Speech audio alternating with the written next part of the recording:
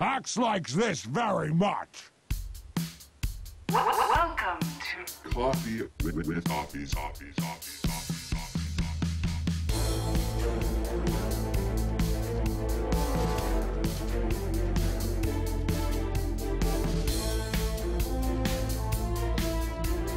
five, four, three, two, one. Let's do this. And welcome back to Coffee with Toffees, guys. Brand new episode here on Monday night for you. My name is Toffees, as always, bringing you the news you need for your Dota 2. And we are brought to you live by Namecheap.com.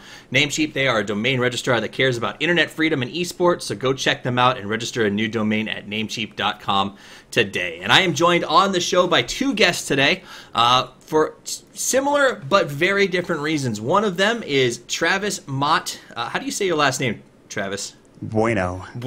So that nothing better than that. That's just great. And you can find him at Maut Dota. Glad to have you here, sir. How are you doing today? I'm doing very well. Thank you for having me. Very excited to be on the show, and a bit tired. I've been doing a lot of casting lately, but also a lot of relaxing in the next coming days. So I look forward to being on the show, and yeah, I'm doing good, man. Thanks. Awesome. We're glad to have you here. And we're also joined by Bill. Most of you probably do not know Bill. His personal Twitter is not actually Dota 2 Canada, but he is one of the two brains behind the Dota 2 Canada Cup, which actually just wrapped up last night, so we thought it would be a great opportunity to bring him on and talk about developing tournaments, especially in sort of the smaller online-only market. How are you doing today, Bill? Great. Thanks for having me. No problem. Glad to have you on the show. A man of few words, so it should be quite a bit of fun. But before we launch into actually talking about the Canada Cup and all the things that go along with that, I do want to remind you guys that if you want to get involved, you can go over to the Razorcom site and add Toffees there. Basically, what we do is we're actually going to create call-ins on the show where you can start to become involved with your favorite guests, add questions to the mix as it's live, and be able to actually call into the show. So that's a lot of fun, and it's been going very well as we test out this system. So get involved, and if you like the show, obviously follow me at Toffees_Dota2.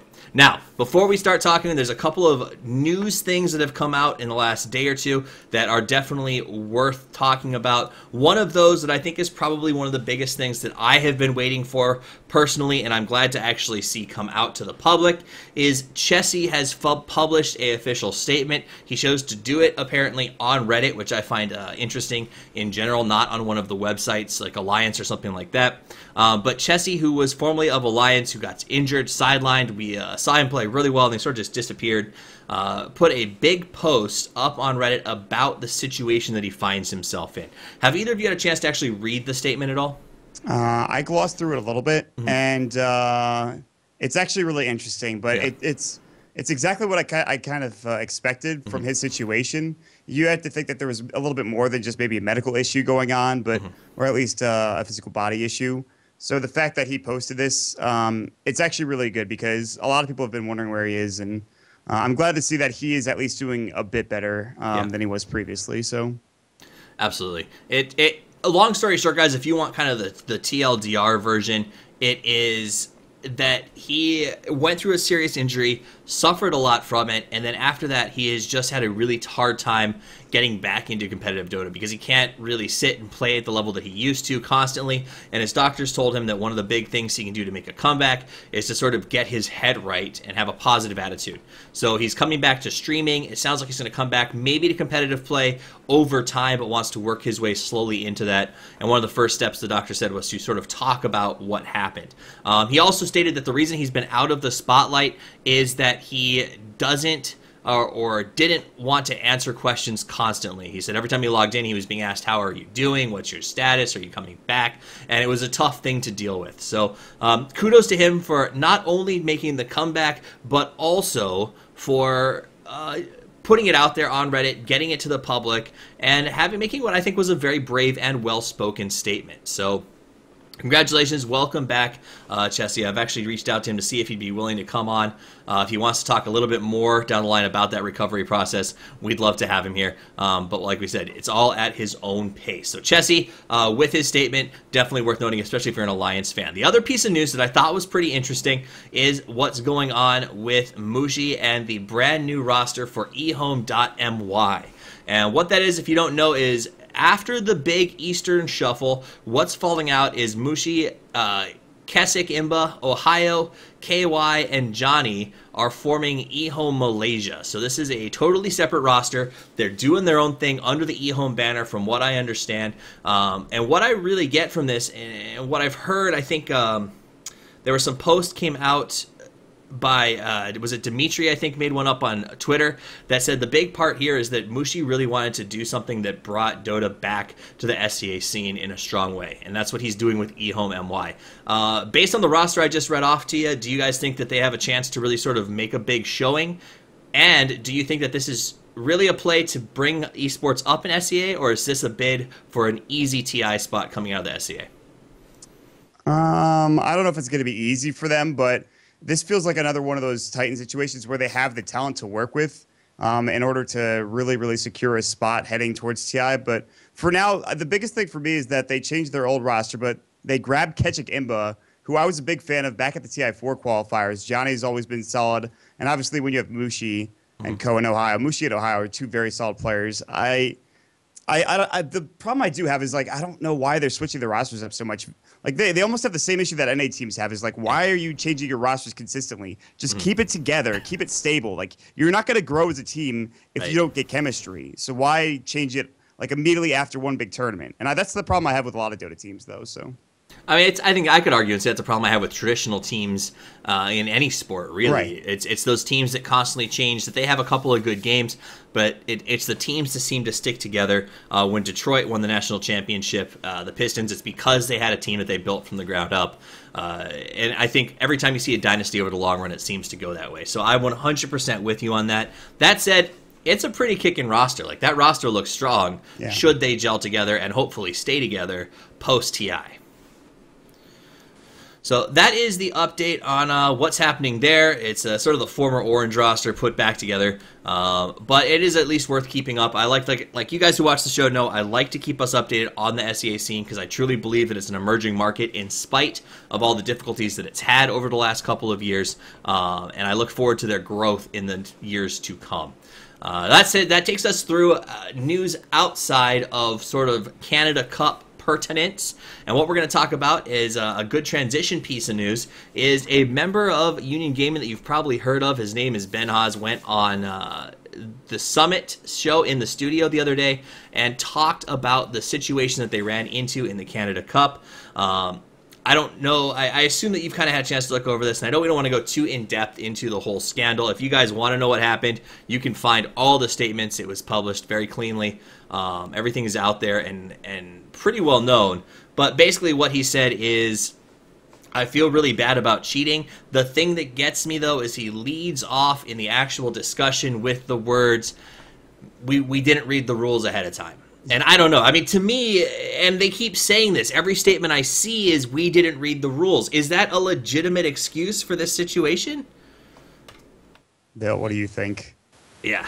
I mean, so I think I just want to start off with saying I think BTS did a pretty good job getting the other side of the Union Gaming story. I know people may have not heard their story and maybe just the Reddit statement. So it's just good to get some balance from both sides.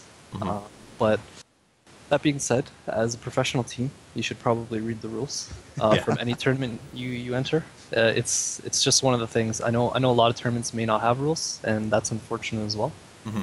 I think maybe we should, as tournament organizers, have some sort of rule, like, staple in place where it says, you should read the rules right before you join the tournament, right? So I don't know. It's just unfortunate that they didn't read the rules. So, yeah.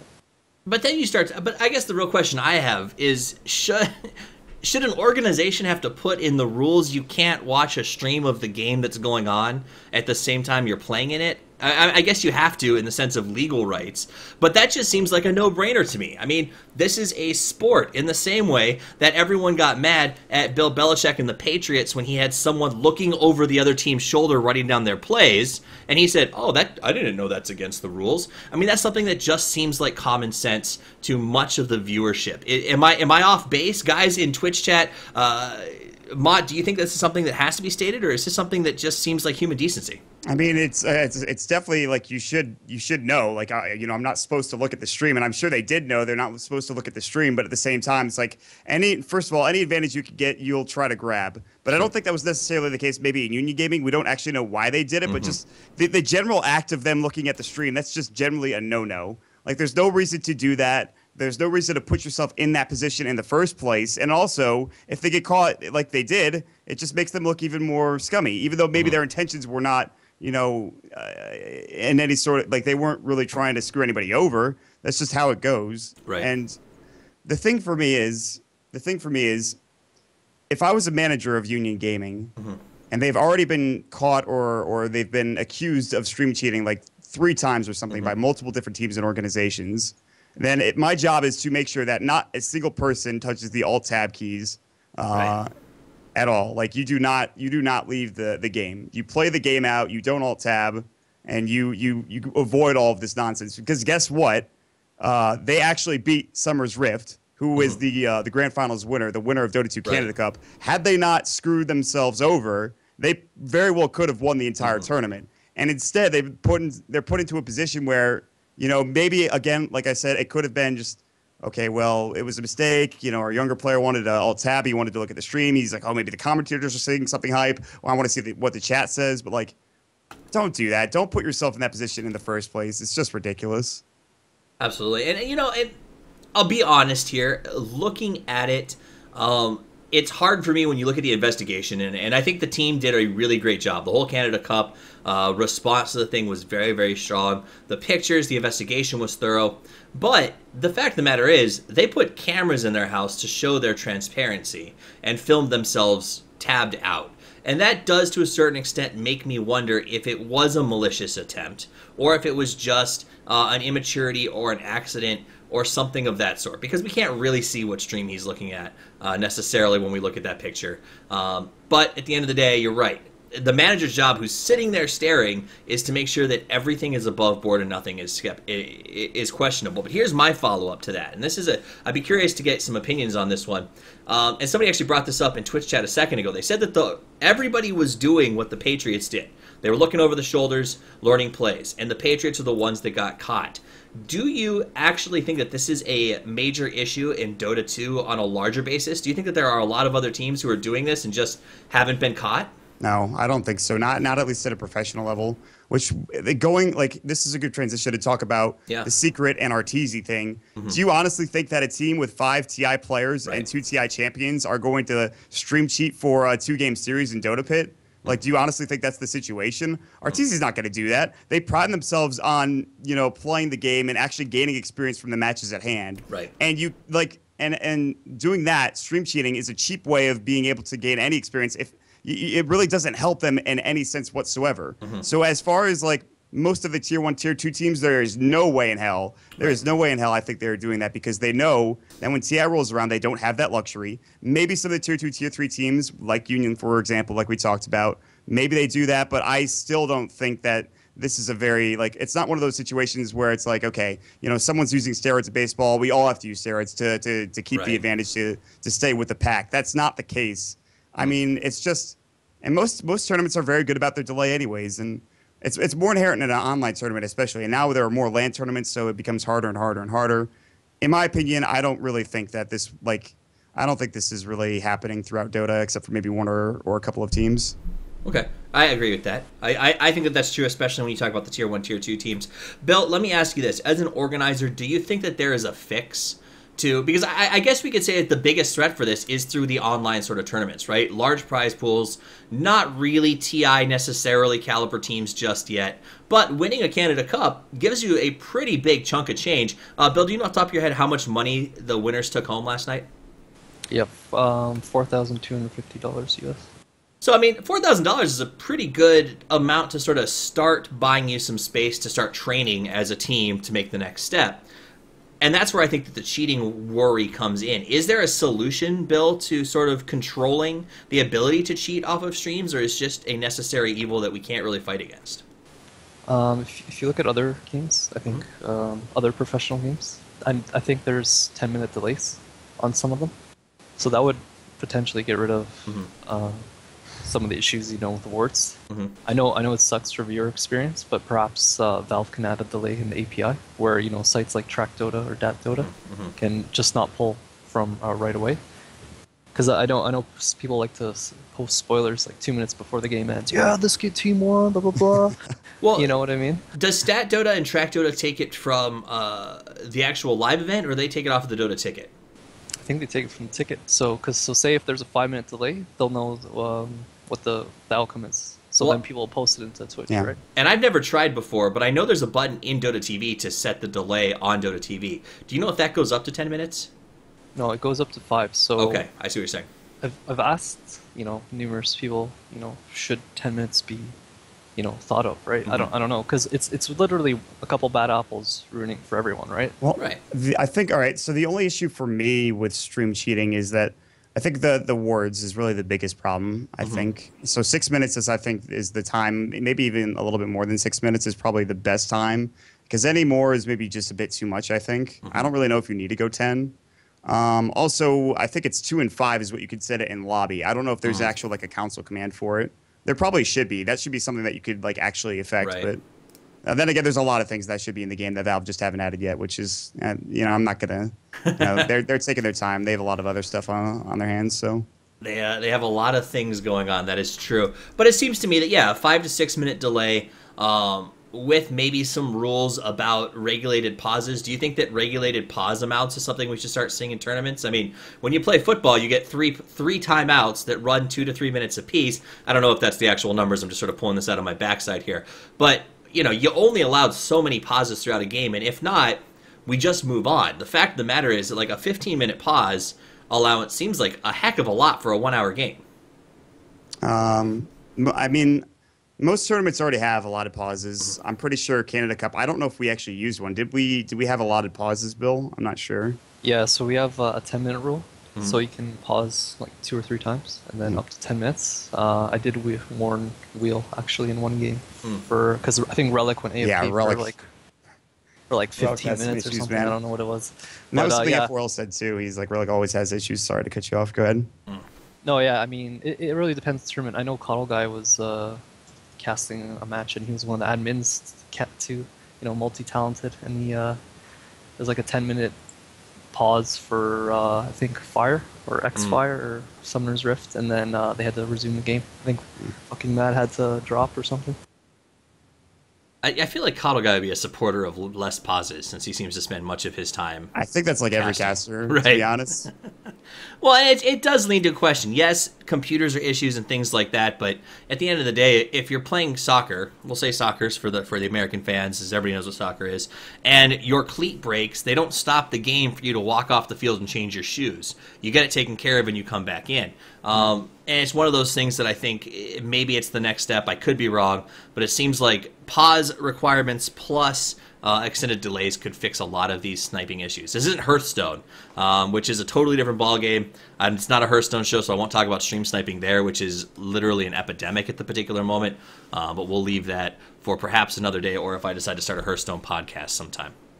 So that, I think, sums up the sort of UG situation. I do want to go ahead and say on the behalf of myself and everyone that I sort of talked to, commend Bill on how you guys handled the situation. I think that it was done tastefully, it was done succinctly, and I think that it really helped build some trust by the viewing audience to know that you weren't just going to sort of sit on your laurels while something like this happens. So a big shout out to Canada Cup for being involved in the process so heavily.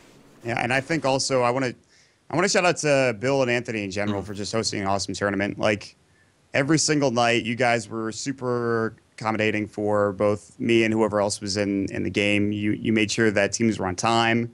We had to make some tough decisions based on like your beast actually just destroying a night of Canada Cup, which was awful. That's not anything to do with you, and that was just You guys, again, it's always nice to work with really good tournament organizers. And Bill, I don't think I thanked you when the tournament ended. So good work, man. Thank you for the tournament. Yeah, thanks for the kind words, guys. Appreciate it. We've got the feels here on Coffee with Toffees today. I think we do, yeah. That said, though, it does give me a good segue into kind of why I asked you to be on the show in the first place, Bill. I do think it was a great tournament. It did, for those of you who don't know, wrap up last night. Summoner's Rift, what's their official name? There's so many new teams coming out all the time. It's is it Summoner's Rift? Is that the name officially? It's Summer's Rift, I think, isn't it? Okay. Or So is I it- think Brax had a misspelling. I don't know. Champions I'm not sure of what the it is. Summoner's Rift, I think Yeah, we'll is the go with official that, name. sure. So, Champions of the Summoner's Rift, Demon Brax, Seven King Mad, Banana Slam Jamma, and the Miracle Chipmunk did a great job. They took home the win up against a very strong team on the opposite side.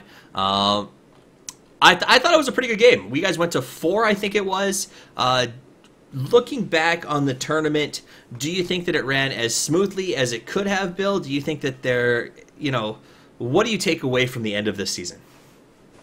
I think it ran pretty smoothly. I mean, there are some issues, sometimes behind the scenes with, sponsors or teams, and you have to try to deal with them as best as you can. But as part of a tournament organizer, you're trying to put on the show for the viewers. So I hope no one noticed anything going wrong. But yeah, no, I think things went smoothly. I mean, Maut can attest to that, and probably Greg as well, or whoever else has worked with us. So I mean, yeah, I think things went pretty good. And what season was this for Canada Cup? Season 4. Season 4. So looking back to season 1 of Canada Cup to season 4, where you are now, I know for a fact that the growth has been incredibly large. And when you started out with season 1, it was, am I wrong, or was it more of almost an amateur, a lot smaller in terms of the teams that were participating in that tournament? Yeah, I just want to actually go before even season 1. So we actually had 2 tournaments before we had season 1. So first one was actually for like 5 Dota keys. And it was just for forum members. One of the teams was an admin team, and the other 3 teams were Euros, the Euro teams, right? And this is like, we did this in like a day. We're like, fuck, we fucked up. 'Cause, because we didn't have casters, we didn't have a Twitch channel. It's a huge learning experience, right? Like pretty much you're like, all right, this is what I gotta do. This is what I gotta do to get better. And then going into, we actually had another one after that. It was like $125. We're like, yeah, just run something again. We had New York John cast. Shout out Samurai John. Yeah, New York John legend, the man himself. Yeah, man. And then I think Kawa too from, I don't know what he's doing now. I think he was in BTS for a while, but yeah, he was casting a couple games. Like, and then it was $125. We learned a lot. And then we went into season 1. So pretty much funny story was we emailed Ice Frog. We're like, how do you get a tournament up on Dota TV? Like we're just pretty much shot. We're pissing in the wind, right? So. Then he replies like 10 minutes later. He's like, yeah, I just emailed this guy and he'll hook you up. We're like, what? Nice. So yeah, pretty much, after that, season 1, definitely more amateur teams. I mean, I know some of the players who played every season, like Fanasoyan, Goody. Yeah. He's been there since season 1. He always likes playing our tournament. But it's just nice to see you're growing with the players pretty much, right? Like Fanasoyan going from amateur or semi-pro to like pro level in wheel, right? So it's just nice to see all the growth. You're pretty much growing together. So when you look at that, you started out with a $125 tournament. You're up to a point where the winner by themselves is making $4,000, or a little over than that. And I would argue, I wouldn't even argue, I would just state that when it comes down to invitations to bigger tournaments, the Summit 3, DAC, even to some extent probably TI this year, Canada Cup is becoming a tournament that people are looking at for those sort of NA fringe teams. When Summit 3 had to fill the roster for NA, they went to Canada Cup and they said, how did these teams perform? So you've sort of established yourself as... I don't know. What are the numbers in Major League Baseball? If you're not Major League, I think you're AAA right under that. Yeah, So AAA. you're a tournament that's really helping to establish teams for their chance to make it to the big leagues, the big money games. How did you go about that process of taking a tournament so small and making it into something that is not only well respected, but a very important tournament for the North American scene? Yeah, I mean, good question. It's pretty much a team effort. Like, we couldn't have done it without the community's help. Like, I remember Trickster from Join Dota invited us to this group, which had pretty much every contact in Dota at the time. That was like our season 1. He's like, "Hey man, you should be in this group. You know, yeah, no. Started from there, and then eventually we just started reaching out to more people. Like I think Maut casted season 2 and 3 as well. Yep. Like he was, you're a big part of season 2 for sure at the playoffs. And then yeah, I mean, just continually growing, and then just keeping contacts with everyone, and just being respectful, because you never know who's going to be like a tournament organizer that you need to talk to in the future, right? Mm-hmm. Absolutely. No, I think so contacts for everything. You guys have done a great job of growing. You signed up with High Ground TV, was it 2 seasons ago, if I remember correctly? Yeah, season 3, and then season 4, and then probably season 5 in April. So It was like before we were even High Ground TV when I was doing the season 2 playoffs, and then we got that together. And then season 3, we had some really good cast. In season 4, we just kind of exploded there as well. So yeah, it was good stuff. So yeah, you guys were also, I think, part of the High Ground TV growth process that led us to, honestly, in my opinion, a tournament that we all know as a Tier 1 online tournament, Dota Pit, which has grown substantially as well in the last couple of months. Well, I should say the last year, but this last few months, I think we're going to get really big. And some of that, I think, could come from the fact that High Ground got to really, I think, wet your feet a little bit with this Canada Cup, get out there and let everyone sort of see what you can do. Tournament's been phenomenal. I enjoy it. I watch it. It's one of the few smaller tournaments that I can consistently keep up on because I think the format works really well. So kudos to you, Bill, on doing that. This is your second season doing Canada Cup fairly aggressively. I think third even maybe. Since Second the playoffs. plus the playoffs of the second season, so it's technically 3 seasons. Yeah. What do you take? I mean, and you're also doing a lot of big tournaments. Like, so you cast big names on a Tuesday, and then you go back and do the Canada Cup on a Wednesday, and this is just sort of making up days here. Do you think that sharpens your skills? Do you think that it makes it more fun to keep the variety? How does it feel going back and forth? Well, certainly, I mean, like if you're casting every day or sometimes twice a day, and it was twice a day for a lot of the time, then you do become very sharp in your casting. It becomes very fluid. It's very easy, especially if you work with the same people consistently, or even by yourself, it's fine. So you also you maintain that sharpness, but also, like you said, there is that bit of variety because Dota Pit, you have the production, you've got this professionalism, and Canada Cup as well. For me, it's a bit more relaxed. And I think Anthony and Bill have given me that freedom to be a bit more relaxed, which is really great.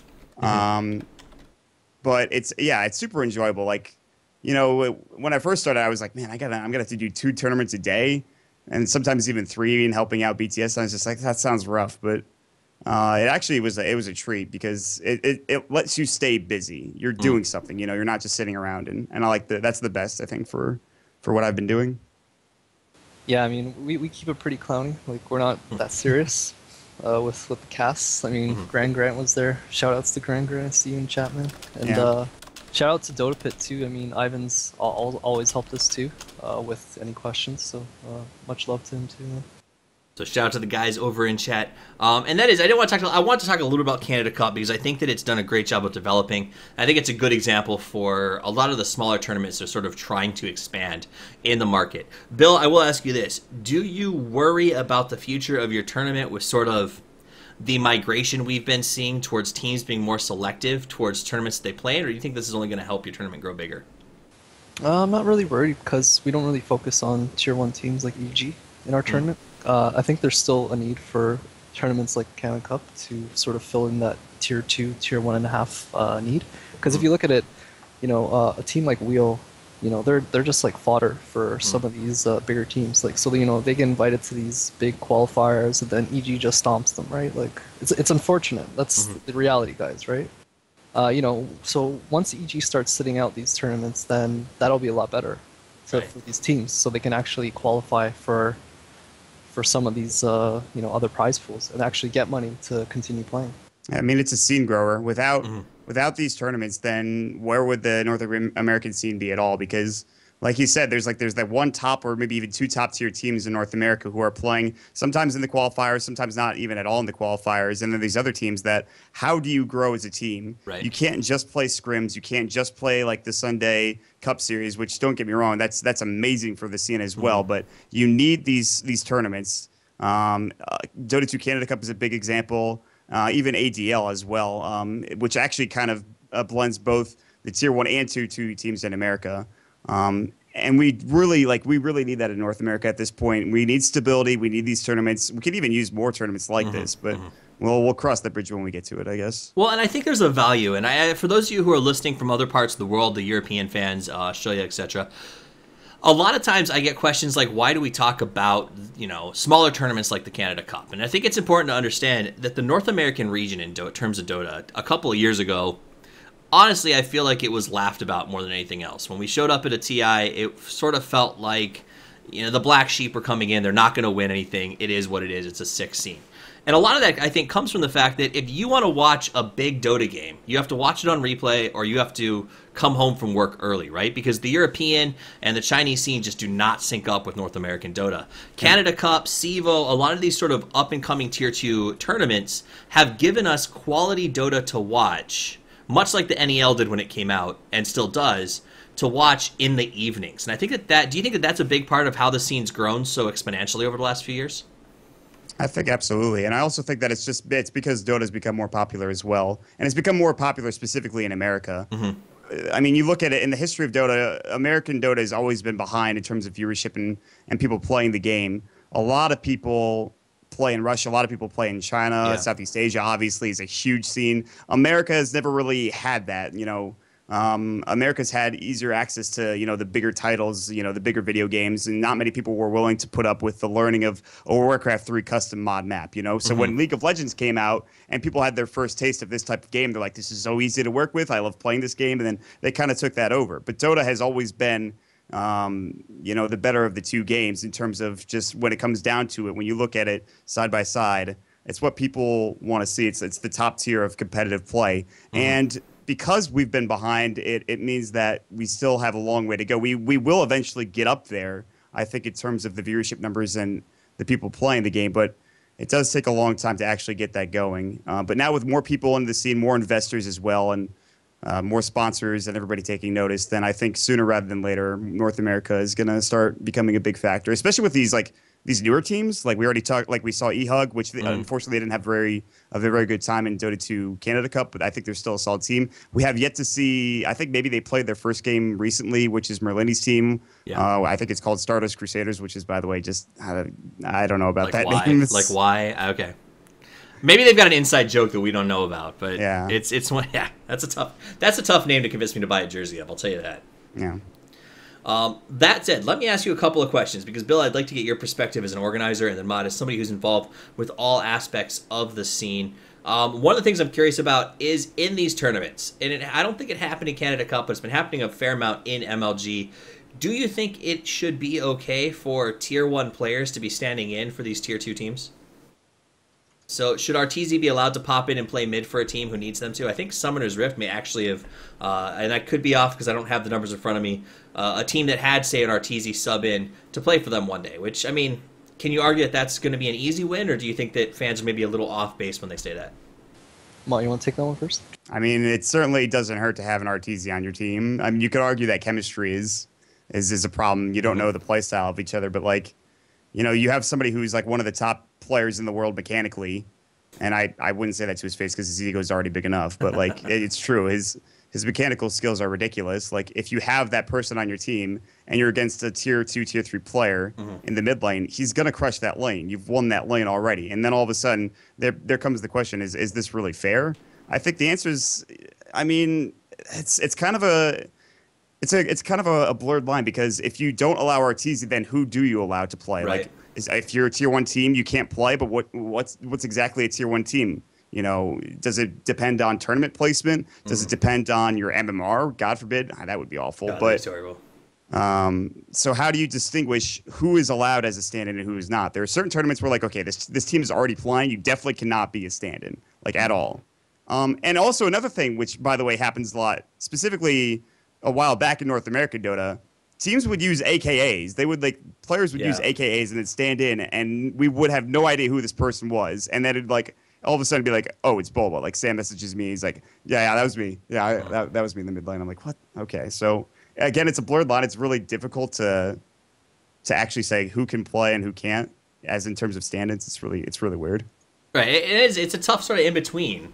When you talk about other traditional sports, in order to play with another team, you've got to sign a contract to not play with your team for the time that you're playing with them. Bill, do you have an opinion on this topic? Yeah, I mean, it's definitely difficult to distinguish between, who do you allow and who don't you allow. Our general rule, though, is if you're in the tournament and you have a team and you're in an active team, you can't be a stand-in on any other team. That's our general rule. If a team is not in the tournament and they just need to stand in for a couple games, yeah, it's like whatever, it's fine, right? But again, like what Maut said, you don't know, right? It's slippery slope, right? But well, and I guess this follows the same sort of reasoning as stream sniping. Where's the value to you? Because if you make it to a LAN with a stand-in, they're not going to be sitting on the stage with you.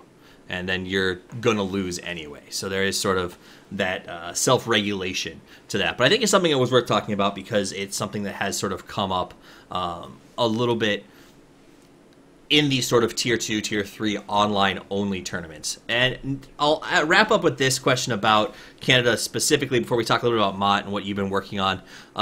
Do you guys think that online tournaments are sort of the future of Dota, or do you think we're going to see more and more LAN finals and less online-only?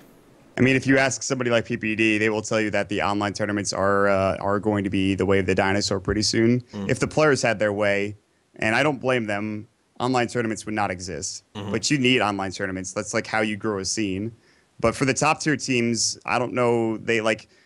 Honestly, I was talking to PPD when I was casting with him the other day, and he's just like, it felt almost like after this season, like if it's not a LAN tournament, they won't care about it. And I feel like a lot of other teams will follow suit, and that really upsets me. But it makes sense because of just how many problems there are. Not that there aren't problems at LANs. I mean, you go to, again, the Summit 2 was an amazing tournament, but the first day, or might have been the Summit 1, there were some issues. So like there always are these issues. But you do need online tournaments. It's just the teams, who can you get for these online tournaments? And also, like, we talk, like, online tournaments also, like, why, you need to be invested in these online tournaments. Is it a big prize pool? Is it big name teams playing? Is there a storyline? A lot of the stuff kind of goes by the wayside a little bit in online tournaments. It's hard to hype up a match as much, which is why Pimp has been so invaluable to us, because there's obviously our casting is good, but in order to distinguish ourselves from other online tournaments, we have to have that X factor, and Pimp has brought that tenfold. So that's the thing. Pimp has the X factor. I like that. That sounds good. He was actually getting emo on Twitter today about why TI would have no value for him, and I thought that was not only emo, because Pimp, you're actually in chat right now, but probably largely untrue, as I think he has a lot of vision, and I've been really blown away with Dota Pit. And I think this is a good chance to transition a little bit, Maut, to talk with you about what you have been doing lately. And I think some folks know about it and some haven't seen it, but I want to just go on record here and say that right now, I think bang for your buck, hours spent casting, Maut is probably one of the busiest casters, if not the busiest caster, in the world of Dota over the last month. Do you feel like that's pretty close to true, Maut? I actually never really thought about it until like just right now. I guess that's true, but I don't really think about it because, again, I'm working, I'm doing things that I enjoy doing, and I guess so. And but that's fine. Again, like I talked about, you have to stay busy. And I think, it's really, as long as I'm not like missing a beat, as long as I'm not, screwing up my casting, then I think being busy is 100% fine. And I feel kind of blessed because, I never thought, a couple of years ago when I first got into this that I was going to be, casting in front of this many people and doing this many tournaments. Right. Like, it's nice to be rewarded for the work that you put in, but we still have a long way to go. Are you able to full-time cast yet, or are you still doing something else on the side? I mean, I'm working on it. kind of writing. I'm making kind of a list, and I'm making a budget, and I'm just making sure. Okay, so how much money am I getting for this tournament? How much money am I getting for this tournament? How much money am I spending? And eventually saving up money as well. And I'm planning on hopefully getting my own place in like a year or so, and going from there. I also work part-time as a swimming coach, which also pays enough money to. I could get in my own place now, but I just want to. I don't want to make any bold moves before I have to. Essentially, you know what I mean? Yeah, absolutely. I know what you mean. And it seems like HGTV has been doing a great job of sort of expanding, putting a lot of great investment in Dota Pit, and that's been wonderful to see. What do you think of the changes that you've been testing in Dota Pit? Do you think that they're working, and are there more changes coming for the future for that particular tournament, and I think for the way HGTV has been functioning? For your second question, absolutely. We're planning on getting a lot more production value and other different things. And I mean, that's the way. Like, if you want to be the best, you have to constantly be improving and experimenting. And so far, we've done a good job of that, but we are nowhere near where we want to be yet. And I think a lot of that has to do with, again, Pimp doing an excellent job, and Greg making sure Greg is a stickler. But for good reason. He's a stickler. He's a hard ass, and he might be an asshole from time to time, or all the time for that matter. But he knows what he wants, and he's pretty good at getting it. So, yeah, we're definitely improving. I can't remember. Sorry, for some reason your first question is blanking. Can you repeat it? Well, I want to actually ask you a question to follow up on what you just said, and that is something that I think has been a topic in Twitch a lot lately. And do you think that Greg has been starting Gurg Live while you're casting because he wants to keep you down? I should have known that was coming. That's actually the best. That is just the best. I was casting, and I was like, I kind of want, like, I was talking with FRL when we were casting. He's like, if Greg starts that freaking show, so help me God, I will kill that son of a bitch. He started the show. I was like, damn it, Greg. And so then the copy pasta happened, and it's kind of funny, but shout outs to Greg, I guess. I think my favorite part of the copy pasta is that Charlie saved it, and Charlie goes from stream to stream, towing it along with him. He comes to my stream, and he does it twice a night, and then he'll leave just randomly, and I'm like, don't you have a job to do? It's 11 o'clock at night here. What are you doing, man? Also, shout outs to Charlie. Yeah, no, shout outs to Charlie. And like I said, it's one of my. It was the first time we had a copy pasta on this particular show. I was like, we might have some more of it, so thank you for that. But here's a question for you, because I know that you like. I think you like camera. I know that you've been hired as dedicated obs before. Yeah. You actually taught me how to do camera. You were the first person I worked with as far as tutoring me in casting goes. So I don't know if you remember that, but when I was literally starting out, Coddle Guy helped me set up my sound equipment, and at the request of Spitwad, who you were working with NA Dota at the time, which I think you're actually wearing your shirt today, so shout out to NA Dota, you sat down and taught me camera control. So I know that you're big on camera.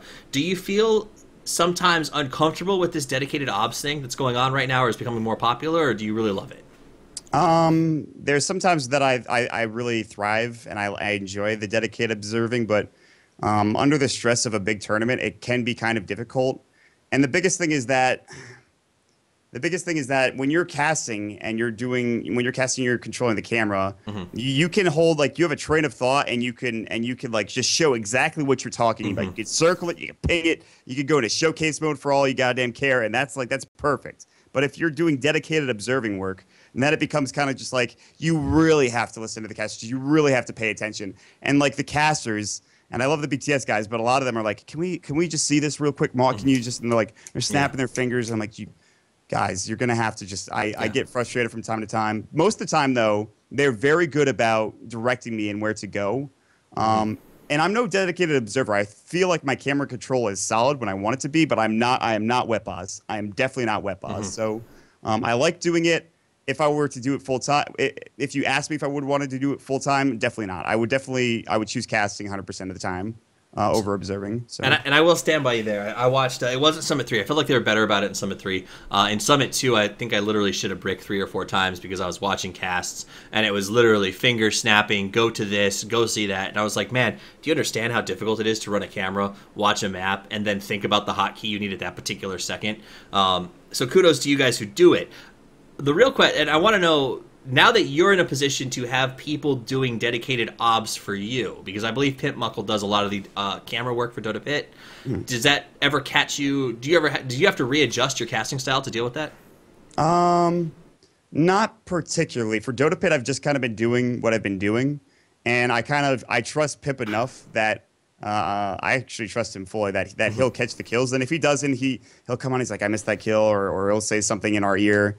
And I never really worry about it. It doesn't bother me. And it's like chat will flip out, nice camera, whatever. It's one kill, and like for me, it's just.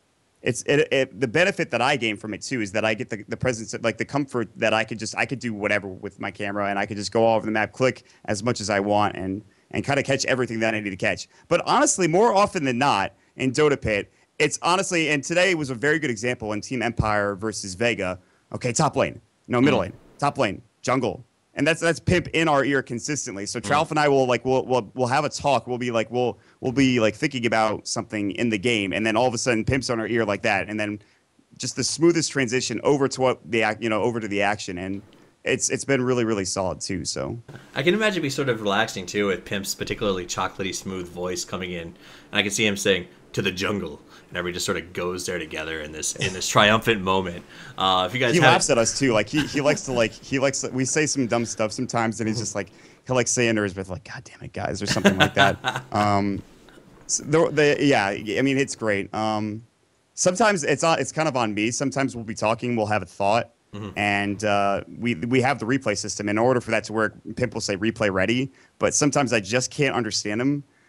So that's the only real issue that I have. And Pimp, you got to speak up, dude. That's it. That's in that situation, you got to speak up. Everything else is perfect. That's the only thing. Well, and it's a growing pain. I mean, this is the first time we've seen an online tournament take any of the steps. I mean, you guys introduced instant replay, for crying out loud. I didn't even know that was a possibility. But did Pimp Muckle and come up with that idea and then bring it to you guys, or how did that sort of thing happen? Because that's been a really cool feature. As far as I know, yeah, I believe so. I didn't know it was possible. And that kind of just happened. Greg and Pimp were talking about it, and one day he's like, yeah, I have instant replay. And I'm like, that's amazing. Yeah. So that's been cool. The tournaments have been a lot of fun to watch. For those of you guys who are joining us here as we talk to Maut, we're not doing a full-blown Maut interview today. I am going to try to convince him to do that down the line so that we can talk about some other things like past TI experiences, et cetera, et cetera. Though, thinking about past TI experiences, as one of the hardest working men in Dota right now, what are you looking at over the next 3, 6, 12 months?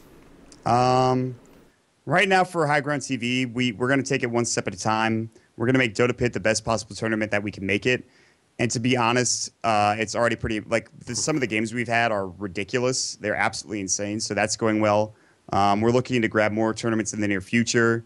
Greg and I will be headed to a small LAN in Rochester, New York. I believe April 20. They keep changing it, so we'll be there hanging out. And just in general, I think is to go to as many lands as possible, to be involved in the scene as possible. Hopefully going to TI. Not sure what our job would be there if we go, but hopefully going and honestly just to grow where we're self-sustaining enough. And I think the biggest goal for any casting organization is a studio, is to be able to get there. It doesn't have to be anything fancy, but something where we could work together, in the same place and discuss ideas, where we can cast together, where we can bring in other talent and stuff like that.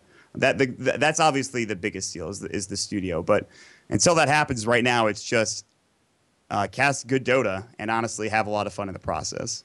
Well, you tell Greg that rent is cheap north of the city of Boston. And if I've learned anything from BTS, is that you don't have to have a fancy city in the studio in the city. You can just buy a cheap house and deal with neighbor complaints. Good internet. That's right. All you need.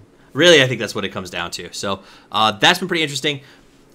Regarding TI, last time you were there, I think that you did a little bit of casting. Did you do some dedicated obs as well, or was it just play-by-play? Scriff and Wetboss were the only two observers there. So they were pretty. They got worked pretty hard in comparison to some of the casters. They had like a bunch of groups of casters, a bunch of pairings. Dakota and I were one of those pairings.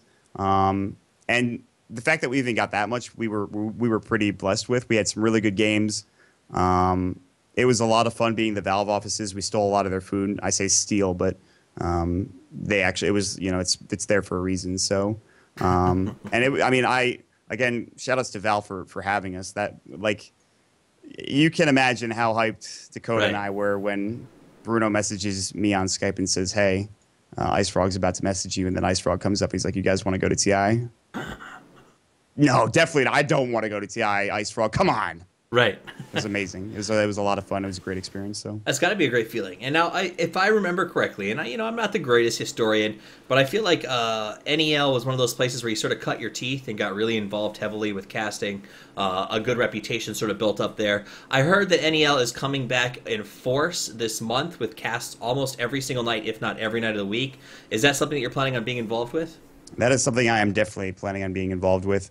I've talked with Aaron or Spitwad, for those of you that know him. And we'll be doing casts on Neo almost on a nightly basis, probably in about a week or so. I'll be going to PAX East. Okay. For those of you guys that are going, you can see me there. Of course, that'll be the 7th, 8th, and I think 9th, and I'll be back on the 9th. And I think we'll be doing it Monday night. We'll be starting Monday night. It'll be anywhere from a 5 to 6 hour broadcast, starting at 6 p.m. Eastern time, going till about midnight or 11 p.m.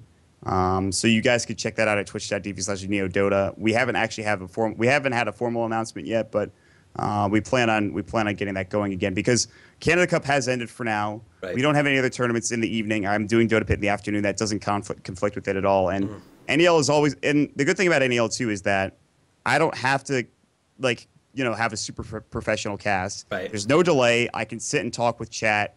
I can play funny sound clips. I can just chill. I can have a fun co-caster on, but it will be casting. I will cast the game, so yeah, it's going to be fun. Soundboard back for season 5, right, Maut? Yeah. I think so. That's something actually. Man. That's something I need to get going, and I think both Dakota and I need to get that going. It's for sure. Awesome. So it sounds like you've got some good stuff coming up in the future. I think that the hashtag we saw a little bit earlier in Twitter or in Twitch chat, the Maut for TI5 is something that, based on what I've seen over the last month or two, if you stay as busy as you have been, it seems like a no-brainer. That said, who knows the mind of Ice Frog, really. But I would love to see you back there. I really enjoyed what you and Dakota did. And my only regret was that we only got to see it during a short pre-run stage instead of actually in the main event. Though, Yeah. I imagine you guys went to Seattle. I imagine going to Seattle, it's sort of like the mecca of Dota 2. It's just got to be amazing.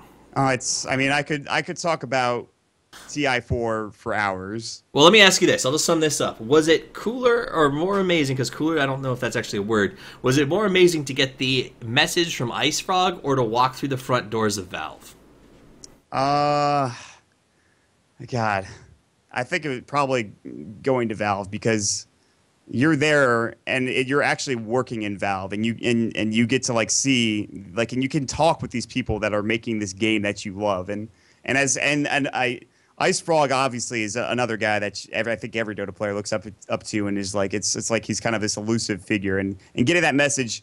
I will say, in terms of spectacle, Valve was more awesome. In terms of sheer hype, me jumping up and down, Ice Frog messaging me was probably almost the best thing in my life. But that's just me. I guess that's me fanboying. So. Well, no, I mean, how can you not? The most mysterious man in Dota reaches out Seriously. to you specifically. That's amazing. But that's pretty much all the time that we have for the show tonight. I appreciate you coming on, guys, and talking a little bit about the Canada Cup, its sort of development of the scene. I think we got some great information out of that. My name is Toffees. You can find me at Toffees_Dota2. Maut, Bill, we'll start with Maut. Do you have any last words or any shout-outs before we sign off for the evening? Again, thank you so much for having me. I love your show. I've been watching it for a while now, and I'm a big fan, and I love everything that you do. I know you have a Patreon, I believe. You guys should definitely check that out 100%. If you don't know much about me, you can follow me at Twitter at MautDota. I will be streaming after this for some Dota if you guys are interested. But other than that, again, thanks for having me, man. It was great. No problem. Always glad to have you here, Maut. Like I said, you did me a favor when I started, so if you ever need anything, I've got your back. And Bill, any shout-outs or thoughts before we wrap this up? Yeah, I'm going full sellout, so shout out to my sponsors, SteelSeries, G2A, Xfire, Twitch, and shout out to all the communities, TL, GoTo Gamers, Join Dota, NA Dota, and Valve, obviously, so much love to everyone. Got to give out the love. Got to do the sellout. I mean, it is what it is. It's part of business, which, by the way, we're going to have a show at some point where I bring on organizers and sponsors, etc., and we talk about how necessary sellout, quote unquote, is to the development of esports. That said, if any of those sponsors for Bill want to come on the show, we've got a spot for you. Though I do want to say thank you to our only sponsor right now, which is Namecheap.com, a domain site interested in building esports. So they came to us specifically because they wanted to support a small podcast that is getting bigger and show that they were interested in the development of Dota 2 as an esport. So props to them. Give them your support because of that, guys. It's been a wonderful evening. Thank you to the guests for being here. Thank you to those of you in Twitch chat for hanging out. If you loved the show, you can go to Patreon to support us. You can support us directly on PayPal, or you can just go ahead and sub to the channel, because I want to big shout out to Twitch, who broke the rules that are stated on the website and gave me a partnership for this particular show. I get asked all the time when I'm streaming now, how did you get a sub button with 577 followers? And it is 100% because Twitch likes to support the idea of content being created on their channels, and I guess they decided that mine is quality. So kudos to them, and thank you for choosing me to represent the brand. That said, guys, have a wonderful evening. Thank you for joining us here on the show, and as always, Toffees out.